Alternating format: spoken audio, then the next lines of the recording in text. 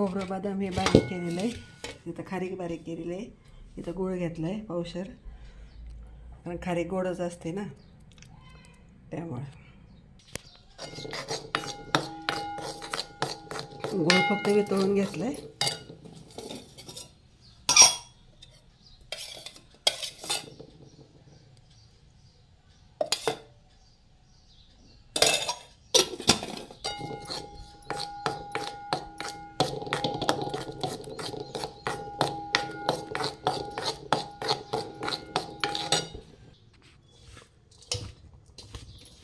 हे उपवासासाठी केलेले आहेत. आता श्रावण महिना चालू आहे. उपवासाला यातले 1-2 लाडू खाल्ले तरी चालतात, किंवा नुसतंच असं कोरडा वाटीत घेऊन खाल्ले तरी जमतं. लाडू पण बांधायची काय ह्याला गरज नाही, म्हणून यात दुसरं काही वेगळं काही टाकलं नाही. फक्त खारीक, बदाम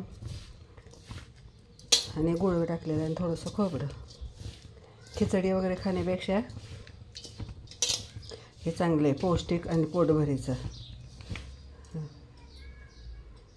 त्याचा लाडू पण बांधू शकतो आपण, आणि तसं पण वाटीत घेऊन खाल्लं तरी जमतं आहे. कसं झालं सांगा नक्की कमेंटमध्ये. बाय.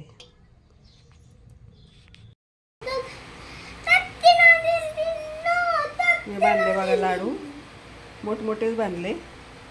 आणि काय म्हणतात आपण, हे दुधाबरोबर पण खाऊ शकतो. दुधात टाकून, साखर नाही टाकायची.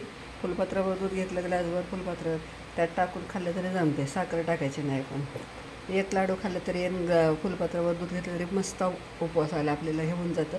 माझी एक मैत्रीण आहे मंगल चौधरी म्हणून, ती ह्याची इकडची आहे, जळगावच्या भागाची. कुठलं आहे माहिती गाव, जळगावच्या तिकडंच हे कुठलं आता नक्की मला आठवणा, मग त्या साईडचीच आहे. तर ती सांगायची असे उपवासाला असे लाडू करायचे म्हणल्याची. एक लाडू खाल्ला तरी दिवसभर काय नाही, संध्याकाळी मग 6 वाजेपर्यंत म्हणजे उपवास सोडेपर्यंत आपलं पोट म्हणजे भरलेलं राहतं म्हणून. तो उपवासासाठी हे लाडू कसे झालेत मला नक्की सांगा.